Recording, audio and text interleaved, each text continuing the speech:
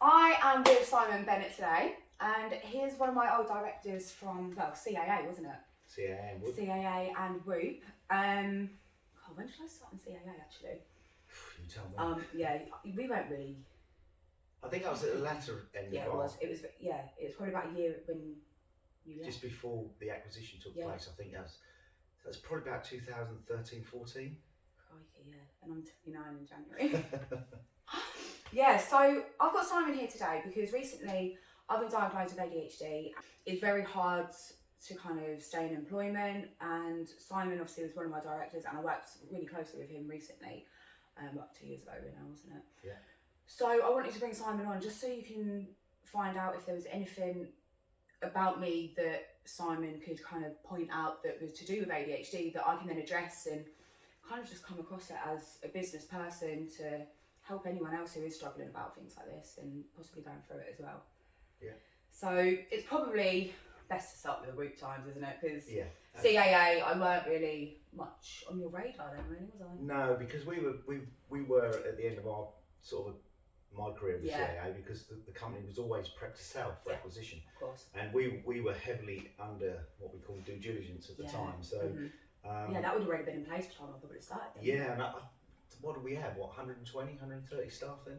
Yeah, so 2 floors, isn't it? Yeah, so I think you become closer to me and David. Yeah.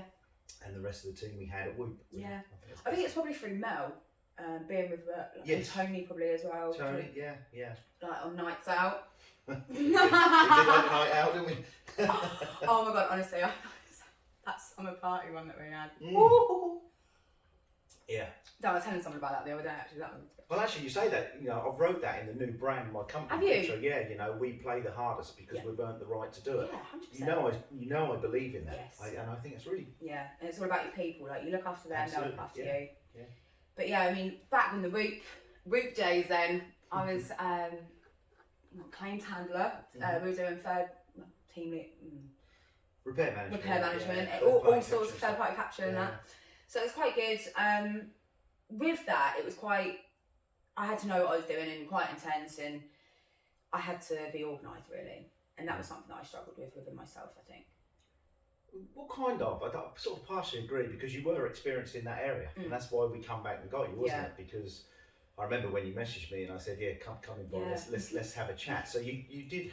I think you're doing yourself down a bit there. Yeah. So you were an experienced handler. Yeah. But there were. I think what we got from Whoop, because we went from this massive company corporate, because you went to Davies Group, didn't you? Yes, CAA was big and corporate, and then you came down to that little niche company at Whoop Colour. I think you probably learned a lot working so closely to us. Oh god, yeah, definitely. And I think that really helped understanding how to structure a day as well. Because back then I didn't know anything about my ADHD. I didn't even know I had it. So like going from like a big corporate company where it was so scattered, I think it really helped with me, like being in a little environment and kind of narrowing down little things. But did you ever notice, I don't know, would you ever say I was difficult? what were you thinking I was going to say then? Well, I wouldn't say you were difficult. The diplomatic word is challenging. Challenging. But to be honest with you, not really, Briley, because you could have the perception of that, but the thing is, I'm quite warm to young people and the craziness of young people, because I think I was always very good at remembering how crazy I was when I was young. I think you still are. I think that's what you're still living it, aren't you? Living the you're going life, into retirement soon, surely. surely. I'm sure my wife would think that. So I all the, dare I say, the smaller sort of challenging issues that you have with the younger generation, I think I was quite warm to, because I've never forgot.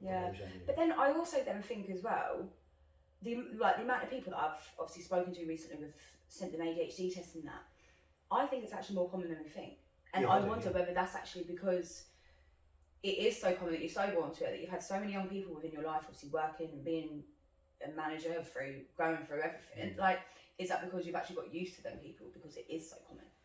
Yeah, but I really do think times are changing. As we already spoke before we came on camera, it was like, in my generation, we never had mobile phones earlier on when I was in my teens. We never had these social networks. And I really do believe that this is playing with people's mental health. God. As much as I love social networks and you can't run a business without it, I do think it has its pitfalls with young people. Oh, it does. It's I mean, the amount of times that I know in the past I've sat there and say like, someone I was talking to is then gone, oh, someone else. You sit there and you look at someone and you're like, oh. And then it plays with your head. You're like, oh, is there something wrong with me? Do I not look like a certain way?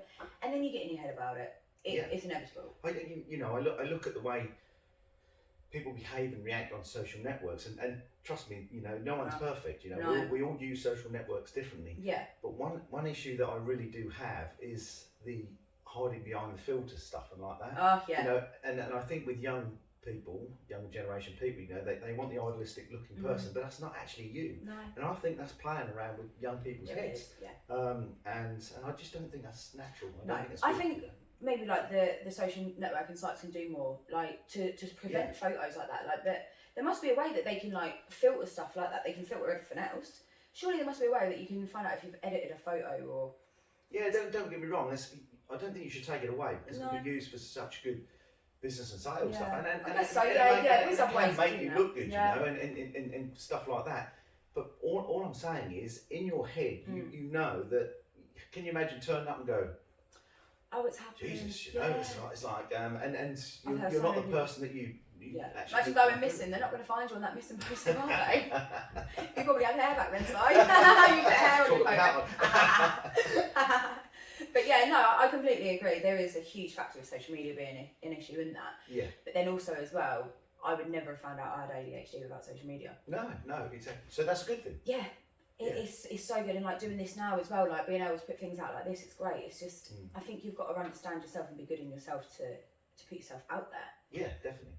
I think there is things like that, definitely. I think, and also as well, where I think you're doing well here is because I'm 2 generations after you, before you. Yeah. But it is giving, dare I say, the more experienced generation now an idea and say, what's going on out there, because you can get entrapped with. I've always been an employer. I employ people, don't I? Mm-hmm.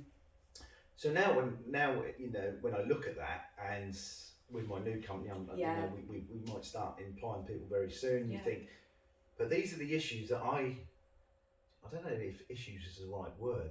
This is a new generation of young people. Concerns. Concerns is probably the right word. Say, how do you structure a company? Do you have to build in the mental health and all the ADHD issues that you can get with, dare I say, younger? It's not just younger generation, but it's more with the younger generation. Yeah, it is. So from a business perspective, you've really got to put that in your business plan, because I remember I was speaking to my wife. She said that where she works, you've got to constantly look at your friends and peers and who work to say, can you notice anything, and report it back. 100%.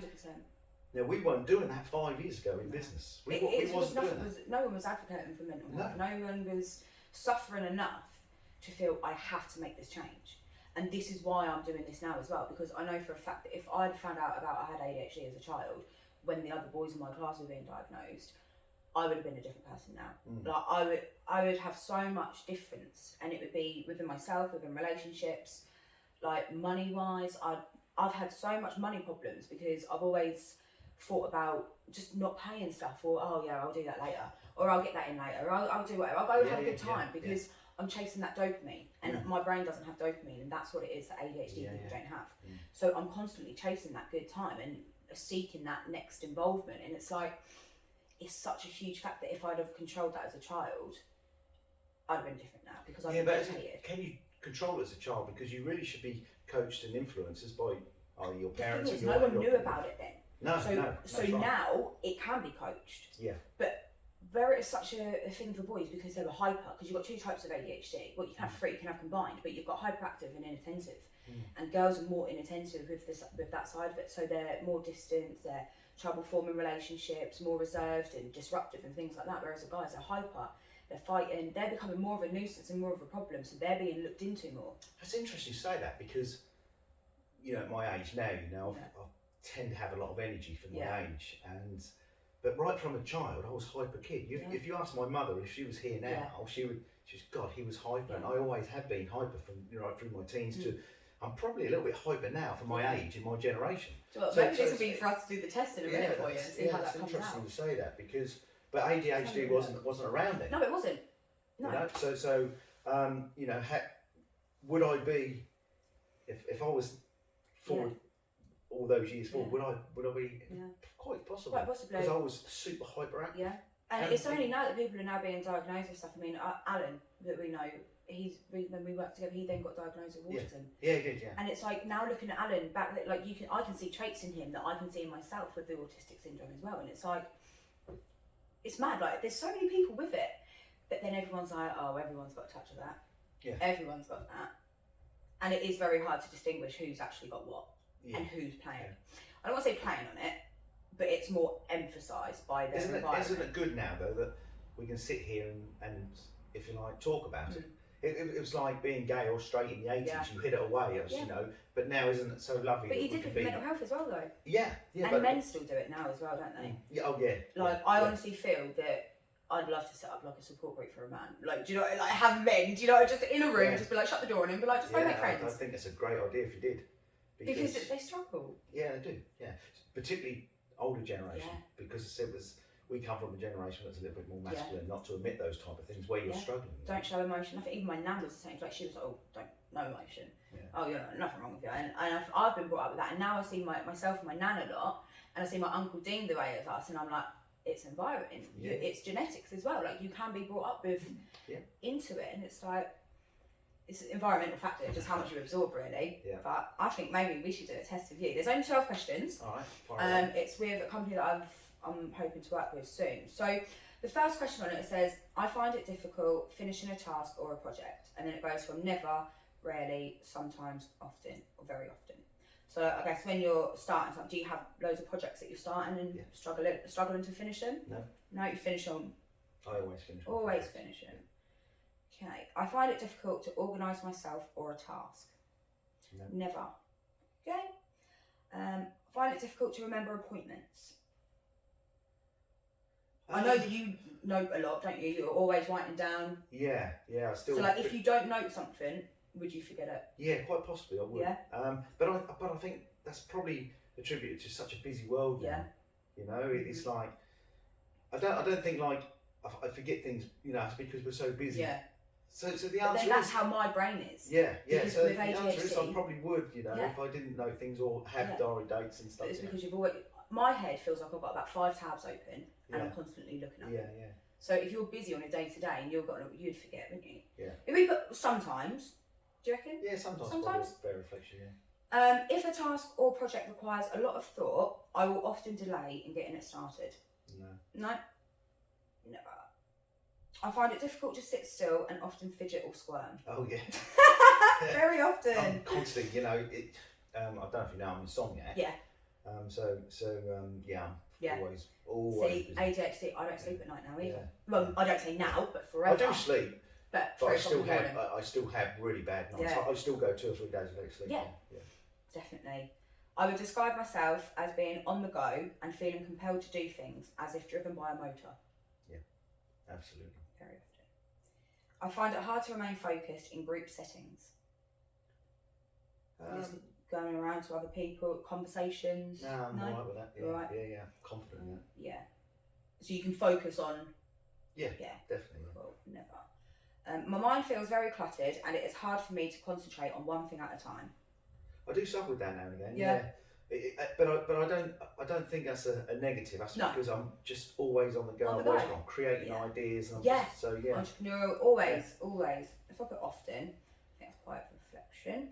I make decisions quickly and fail to think things through, or think the consequences through. Yeah, I have.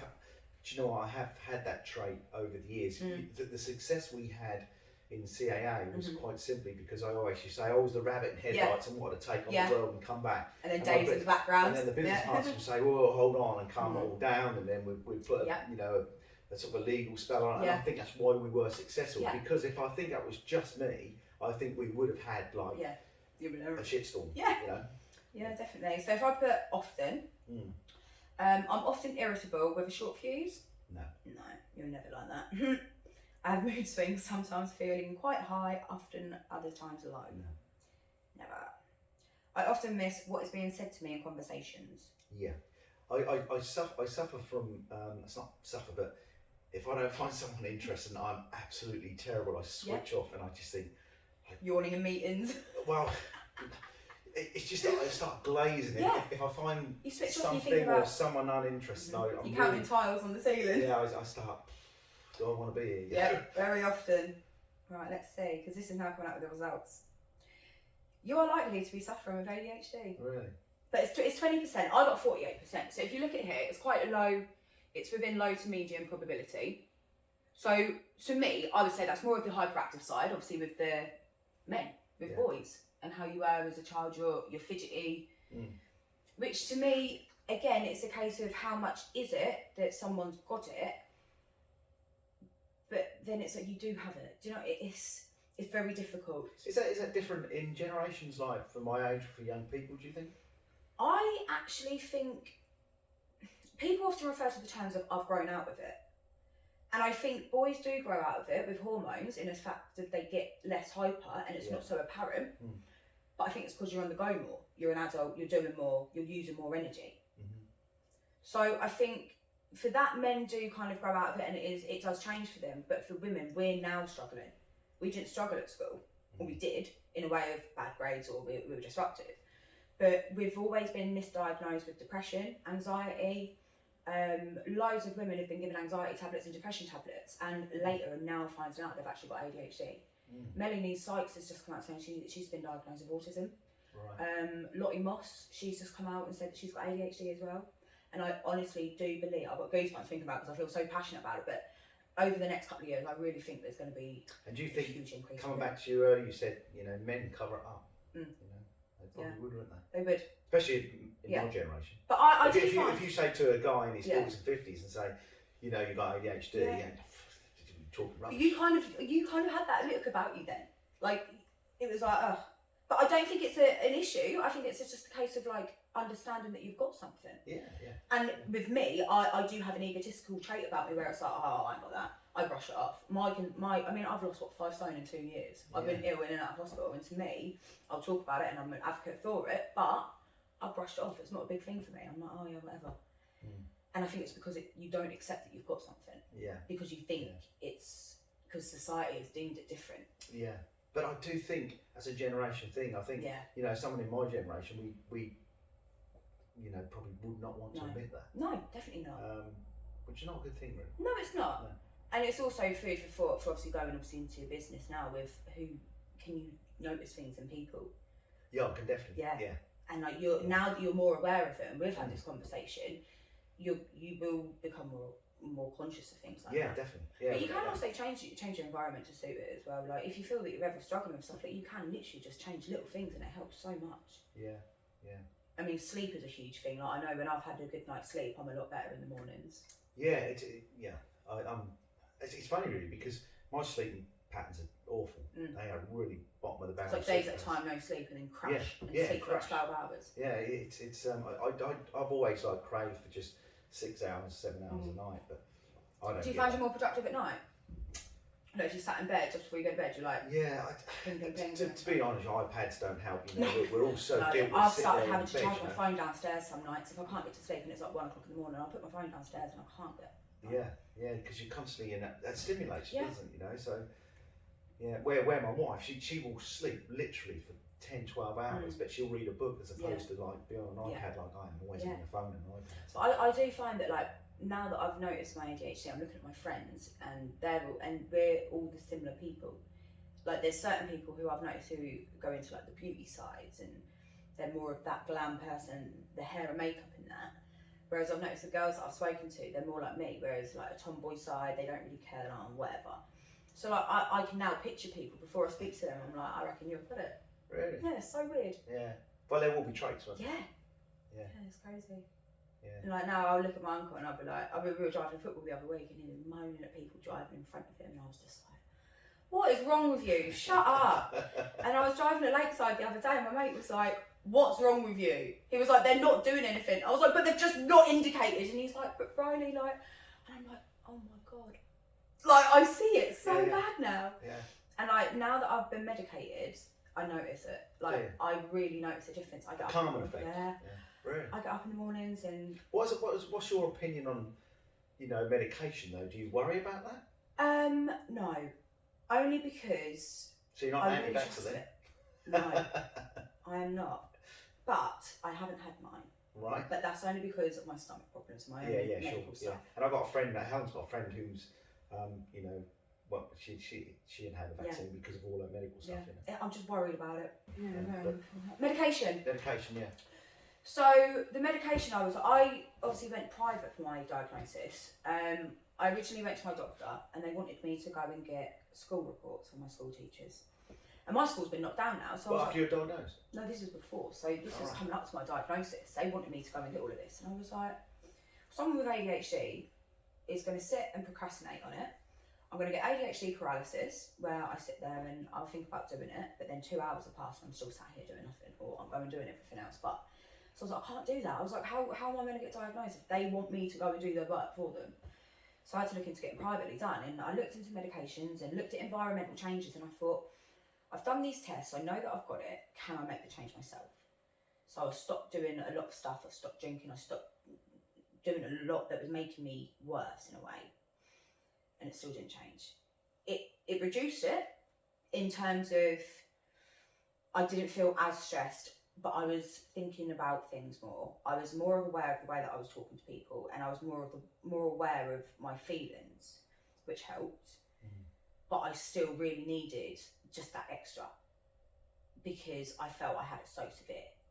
My moods were bad. Obviously, me and my missus split up. Like, there was so much that had happened. Me and my mum had fallen out, and I was like, I'm losing everyone because I'm just angry. I was going around hating the world. And do you sort of attribute that to your lifestyle at the time, like drinking and going out? 100%. And I noticed the decline in my health since my nan died. So I went into myself. I didn't show emotion, and I was just so. I just didn't want to be around anyone, and I'm depressed. And I was like, but I'm not a depressed person. No, you've always been there, you know, up, haven't you? Yeah, you know, and no matter what has happened, like no matter what had gone on, like in my life, I've always been up and gone, and I was like, I'm not depressed. It's got to be more than this. And I was literally just scrolling on TikTok one day, and it came up with this girl with ADHD, and she'd done like this thing, and it showed 4 traits. And I was like, that's me. Do you think, on that note though, because I always knew, you know, like, you think that the time we spent together in our business and the fun times as well, because you know, we had fun in the office as well as going out, you know, but do you think, because you are a person who's always up and joyful, but is it a front, you know, is it a front to be like that? You do mask yourself a lot. Yeah, with ADHD you do mask yourself, and you mask to fit into your environment, I think. And I think when you think of the issues that some people have, they got the front door, you know, you often see this with pop stars, rock stars, politicians. They've got a front door, and then they're nearly committing suicide at the back door. Yeah, definitely. As soon as they, you know, 100%. And I think just one of us party, you know. It can do, but then I guess I've never had them depressing thoughts, or them that kind of other end of it, which is why I don't know. You do fit into it a lot like that. I think it's very difficult to get out of, and you can fall further into a trap of that the depression then takes over, and you will go down the route of then self-destruct. And with the dopamine chase, you're then so in love with the feeling of what the drinking's given you, and the feeling of, I don't know, that chasing it, and then you then go into the drugs, and then you go into chasing your drugs, and then you're then going on to that. And so many people then fall into that trap, but then... Yeah, you can see the trap, can't you? and you actually know the trap as well, because if, you know, it's like people who do drink drugs and stuff like that, you know, we all know that it's great for that period of time, but it hits you so hard the next day, you know, you think of the hangover, you know, and you feel And shocked. This is then what then goes on to what I think it's genetics. I think my sister Emma had ADHD, and it was undiagnosed, and she had severe depression and she had severe anxiety, because we're so similar in like our day-to-day lives that if I weren't a strong enough person, and I honestly think if I got brought up with my dad, I would have gone down that route, and I'd be dead with both my sisters now. But it's only because of my environment.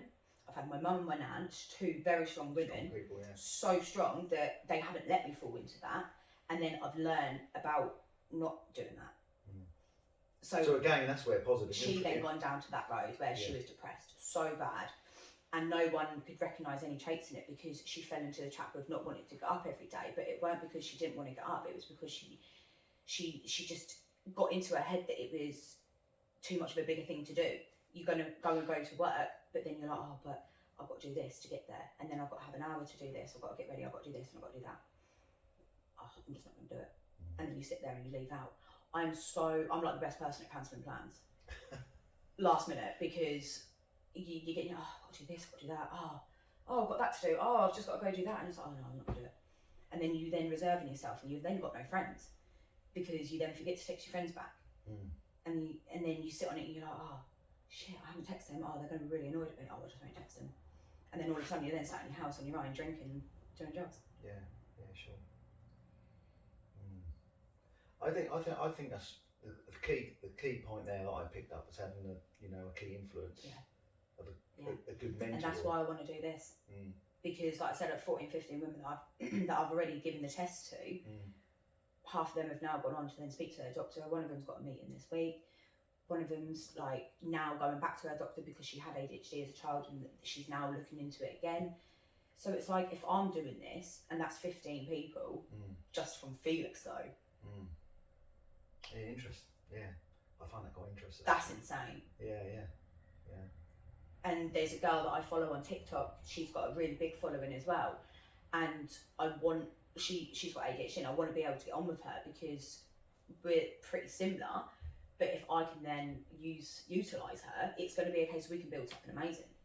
Because I want her to come on. We're going to arrange her coming on here and then talk about our traits. Yeah, sure. And what I noticed, there's no women that look like me doing this. Now, it's weird that you're like, how do you mean? Yeah, I was just going to ask. So there's plenty of women that look like you. Yeah, but with the makeup, the hair, confident to get onto videos and do something like this, I haven't seen. It's all American men. Right. Yeah, there is a lot of American men, isn't there? Yeah, you're right.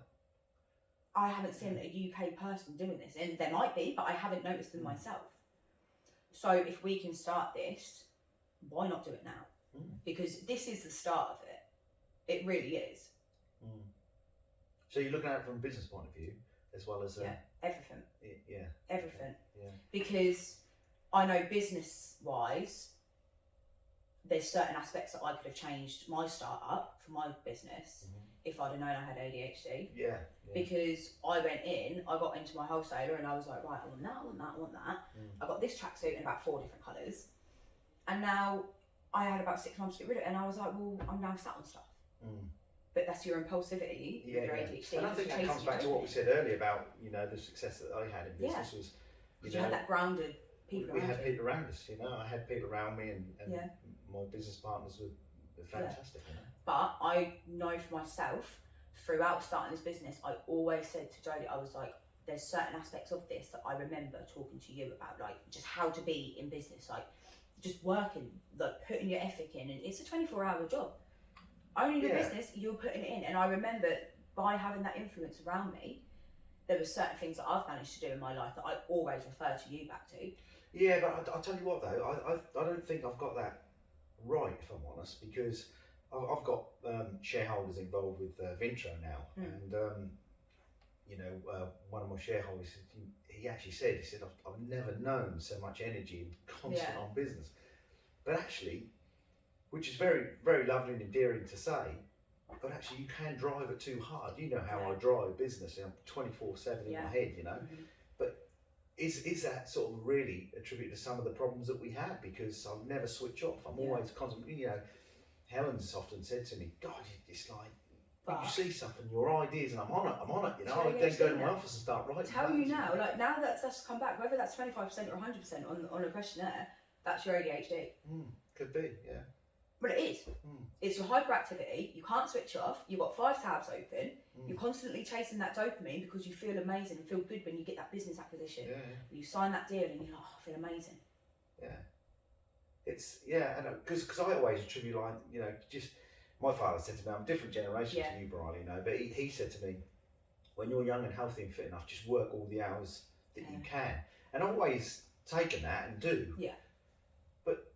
Times move on, you don't need to work yourself until it's so it's different times. Yeah, it is. And I honestly do think that it is a case of like people do get babied into the mental health and people do get babied into being diagnosed with stuff, and it is a case of like, oh well, they've got that, I've got that. I had someone around my house the other day, bless her, she's been really struggling, and her partner was like, oh, you ain't got that, don't be silly, you're not hyper, you're not fighting people. And I literally texted her back and I was like, you tell that boy of yours now to actually be supportive and find out about it, because that's the problem we've got. you're being shut down because you've got something, and then you don't want to talk about it. And it's the same with that. It's I think that's probably a big thing in the older generation. And that's the thing, you've been brought up just the young from the men, and it's a boy that's obviously been brought up with his dad, that he's been installed into his head, you ain't got that, you're not this, you're not that. Yeah. And we've all been brought up with that, and I think like that. And it wasn't until that my sister died and I really understood I've always been like that. I remember us having conversations in the office, hearing you say, God, they just need to man up. Man up! Oh, sort your life out, mate. How many times did you say that? Just need to man up and go, well, hold on, bro. It's like, yeah, I remember that. Yeah, I was such a different person. Yeah, you were. Yeah. You were tough old school, but that doesn't mean that's right. No. Does it? You know? And I've changed over this time. Yeah. And then that's why I wanted to do this with you, because you've seen me at a different time. Before I was ill, I had so much energy. I was going out drinking. I was doing all sorts. And now it's really interesting, because I think we are living in a generation because the more experienced generation on social networks and stuff. My post on Facebook last night, I come home and Helen said to me, I don't know if you see it, she said, why is Ipswich playing on my Sunday God, Si, I died. And I said, well, as I understand it, that's to give the players a little bit of a rest. because they played on Tuesday night. And she literally just said, she said, are you kidding me? They can't do Tuesday, but when you think about it, that's old school thinking, and that. But then she used George Best as an example, and she said, God, that bloke used to. But times have changed. You've now got performance. They're also on like £250,000 wages a week, and they've also got to work for that. They're monitored for everything, but it is times have changed. But there's a little bit of both to be had in this, isn't there? I don't think you can just keep wrapping people up. No, you can't. We've got to be careful with this, because on the business side of things, it's like if you're dealing with this constantly, you're just become an HR consultancy as running a business. And also, Brian, it's like, can businesses afford to do that? That's before they even start, they'll be in administration within 2 years, because they're dealing with all these issues. So I do think there's a happy medium to actually coach this type of issue. Definitely. And I think as well, like with employment, obviously you've got so much factors that come into it. You do have to think about, like, are they going to go on maternity? We've had these conversations before about when we've been looking to employ people. Are they going on maternity leave anytime soon? Are we then going to have to then pay out for that, employ someone else? And you can now put that into your business plan. Like, how many sick days on average does somebody with ADHD come across? Can you factor that into your budget? Is that something that you can do? But you have to be transparent with your employer as well. You absolutely have to, because if I see something, I heard something on Radio 2 the other week, and listen to this mate, and it's on a similar vein. It's like they're saying when someone gets a new dog, they should be given time off for the dog to settle in the house. And I'm a real big animal lover, and I'm listening to this and going, do you know what? I don't think you should give employees time to look after their dog. My opinion is, you should take a week out of your holiday that is average in the UK 25 days a year. Take a week off, and then your partner should take a week off. But then I thought, is it new times? I'm quite open to new times. And you think, well, actually, no, that's a nice thing to do. But the bottom line is, can the business afford to do that? Because they won't be here in 2 years. If we keep looking at things like, when they've got to give time off because you've got a new dog in the house and that's 2 weeks, you've got to pay someone on top of the 25 day. This is not going to stack up. You can't fix what's not broken. And I think as well, like, if you want a dog in your family, you're going to have to adjust, and you have to make them sacrifices in your life. Like, But there is a call for now business to give a week off or 2 weeks. Not. There absolutely is. There absolutely is a call. I think that's a bit different for that. If you're going to give someone 2 weeks off to go look after their dog, so why can't a father have a month off to go look after their newborn baby? Well, that's another issue, isn't it? That is another issue. That's another issue. That comes into it. Yeah. But then with that, like, I know for a fact, like at CAA or any other company, Davies and that, like, I have had days where I've just woken up in the morning and been like, I'm doing this today. Yeah, no, I remember calling her, Briley, where are you? Oh shit, so I'm in bed. I forgot about you today. I forgot you existed. But no, like, unfortunately it is like that, and I've noticed traits that there's one that people won't want to admit, and it's lying. And it's not lying because you're a deceitful person, it's lying because you want to cover yourself because you've messed up. Or you've forgotten an appointment and it's an embarrassment. Or you've overbooked yourself and it's my cat's got to go to the vet, so I've got to go do this because of this. And it's like, well, I didn't need to say that. I could have just been like, oh, do you know what, mate? I've massively messed up. Yeah. But now I would, because now I know it's a trait, and now I know it's my ADHD, and I've let it's an ADHD moment. Briley's having a moment. Yeah. But now, like, if we looked back on it, there's probably times where I was late back from lunch one day, and I'd just be sat outside, probably just forgot about the time. And I'd be like, oh yeah, shit, I left my phone somewhere. And it's not even something that was anything, you wouldn't have even batted an eyelid at it, you wouldn't have even thought anything of it. Yeah. It wouldn't have even become an issue in you. But you do stupid things like that. Yeah, sure. But then it's like, can that be, you have, I don't know. I think to build a modern business and to take care of some of these issues, and again, issues is you know, it's a bit of a strong word, but I think you have to be more creative now, and to understand this. I remember David Hayward saying to me once, he was saying, you know, the insurance industry, you know, is very rigid, very grey, boring. They still need a totally rebranding. And he said, well, actually, do we need a 9 till 5 employment contract? And the first instinct was like, well, yeah, because I actually do, because he said if we set as a board our profit levels and people want to come at 7 and leave off at 3, or someone wants to come at 2 and leave us in, and we have a more of a flexible approach to business. And even though we never implemented that at CAA, that's always resonated with me the day that David said that to me. My business now, Vintro, is quite quirky, you know. And going forward, and I say to Helen, if I have to go and work on a Sunday but have Wednesday off, or if I want to work till 10 o'clock and lay in bed till 11, I've got a real different approach on this now. And I think that's. I think Mondays. I think this fits in with some of the issues that, you know, like ADHD. I honestly do. You know, it might be a more calming factor that you don't have to get in at 9 o'clock, and as long as you get the task done. Of course, there's certain things around, like that call centre work, for example, people phoning their accidents or their insurance policy at 10 o'clock in the morning and stuff like that. So there's always the stresses of business around. I find if you've got a good structure, you can fit into it. Yeah, I think if a business is quirky enough and creative enough to ever look at everything as a whole and go, well, you do need to be 9 to 5. The quirkiness, is that not now ringing into you why you're bringing in quirky brands?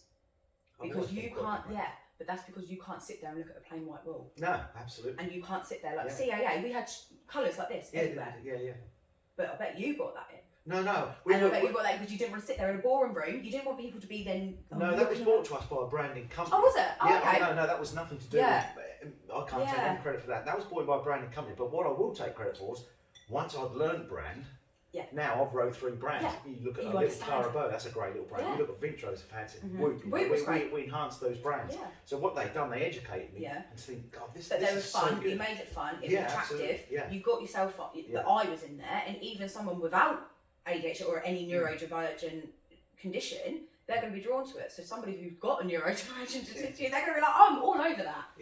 And then you pay attention more. You're more attentive to them, and you want to give your time more, I think, as well, and it does benefit. And I think with the like the structure of an employment, that I know for a fact that when the pandemic hit, and obviously we all went our separate ways, I then went into the recruitment, working from home. I couldn't get into it. Couldn't work from home. I had no structure, had no want, no go, no nothing. And I think now, unless I go back, because obviously I'm looking about possibly in the new year opening the shop again. If I don't do that, I don't know what I'd do. It's interesting you say that, because I was an advocate, because I love the people, and I'm a real people's person, as you know, and I love meeting people, and I love the social side of the insurance industry. I was totally against home working. When we were forced to go to work, and then I built my real quirky office at home, I really enjoy it now, to the point where I'm working on a couple of projects at the moment with insurance. But I think it's not even home working for you though, is it? Because it's still separate from your house. It's an office. I think if I had a separate room maybe and done something, But I think with me, I was literally. But Helen works in the house. Oh, does she? She works 3 times a week and 2 in the office. At work. Do you know what though? This is what I was going to come on to with the structure thing. I think if I was in another job, say with you, in that I have a purpose, I have a job to do, I have deadlines to meet, I have stuff I have to get done. That is more structure for me, and that's something that I could do. And you prefer that? And I would prefer that, because I need to almost be micromanaged. Because it's not, I don't know now I'm medicated, it might be different. But looking back, I was thinking about this, like my employment, like I don't know, like abilities or anything, like desires. But would I go back well into a structure of someone that I don't know, and someone would have to be in a big corporate? I think it would be very difficult for me. Yeah, and it come back to the, all those years ago when David Hayward said to me, and that's always stuck in my head what he said, and think, 9 till 5. It's not to be deliberately different. No. It's to be better. Yeah, you it's have to be better, and perhaps 9 to 5 and the corporate stuff is just. Yeah. It's I think with me, so with someone like you with ADHD, you might sit into an environment, in a quirky environment, like we've got to get the job done, Briley, but we'll work it in a way that we get the job done. Where we had music on, we'd have snacks, we'd have that sort of environment.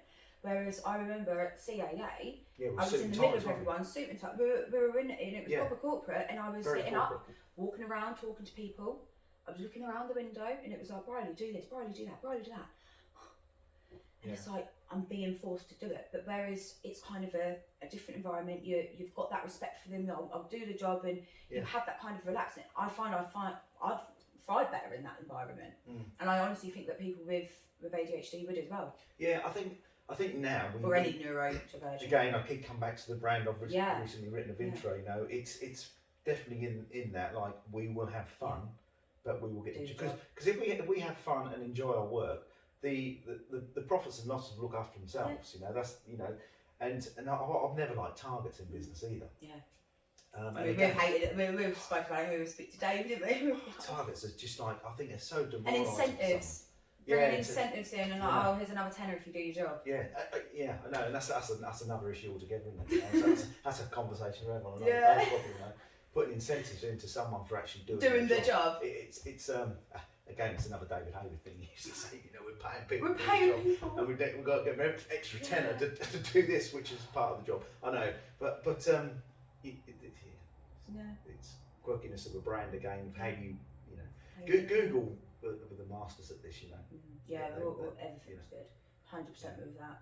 But no, I'd love to be able to, even when you're looking to employ people, maybe sit down, we'll go through stats and look at different ways that you can like employ it into people and put it into your business plan to be able to. And I think that's where you might have something here. It's like you'll probably struggle with the corporate stuff. But would you? I don't know. I don't know because they've got a responsibility. Yeah, they've got a responsibility to it. It's probably for little companies like when we had Whoop, there was 6 or 7 of us, 8 of us in an office. But I could pull you into a room and be like, sorry mate, I'm really struggling today, and it would be a lot easier. But when you've got a big corporate and you've got to try and explain your life to someone like that, it's so difficult. Yeah, it's interesting. And they've also then got 10 other people on their team. Yeah. It is difficult, but I think I'll be able to do it. I mean, there's a doctor in Felixstowe. I've known her brother for years and her sister-in-law, and she reached out to me, and I didn't realise she's a specialist in ADHD and neurodivergent conditions. So I also want to reach out to her, possibly bring her on here, speak to her, and then maybe us three can then get together, hear it from a doctor's point of view, what they could then see, and then you can then figure out what is. There's such a magnitude of it because depression, anxiety, ADHD, you've got BPD, everything. If businesses knew about it, they could put people in place. I think that's more relevant for new businesses. Of all the businesses I've been involved with now, I am on this because I spoke to my shareholders and say, these are some of the things that we have to be aware of in business. And I think as you've now scaled down your companies, you've worked closely with people, and then you've then got. I mean, we had like me, Natalie, Stash, and Leanne, so different women. Yeah. Like everyone was so different that we all had different traits, but I can see out of one of them women who was very similar to me, who I'd probably put money on having this as well. And it's like you can compare us two and how we work together compared to how the other two work together. And it's like, can I remodel something, see them traits and help them? Could there be help out there that maybe you employed like a health officer for one day a month to come in and see your staff? Like, is there something that you can have? Not a therapist, but like something like that. Do you know what I mean? Where you can. And I think in some of the big companies, I know with Helen's company, they are looking out for each other. You look out for your buddies, if you like. Yeah, and I think as well, like you should do. Gallagher's. And I think that is going to be more and more apparent with younger people who progress their career. If you're going to go and ask a 50, 60-year-old in the business, they're just going to just man up. you will still have that issue. You'll have someone who's a little bit more thinking like, I try and think like that as I'm getting older, but you know, it's more for the younger manager. You know, it's like they're probably warmer to the fact. 100%, yeah. And I think as well, like I'm at kind of a good age that I can go in and kind of help both, because I've got the social media side where I've got the younger people kind of looking up to me to find out what's going on, and I see myself a little bit in that. Is that what that is? And then I've now got the older people as well coming to me going, oh well, I've noticed them traits in you. How does this work? Is this the same? And it's like, yeah. And it's just. I think the key identity is like how does that fit in a business? How are you going to fit into a business? You know, whether you're offering a service there or through coaching people with ADHD, or if you're actually involved like I'm always involved in a business, and honestly that is. Well, I've actually wrote a draft, two drafts.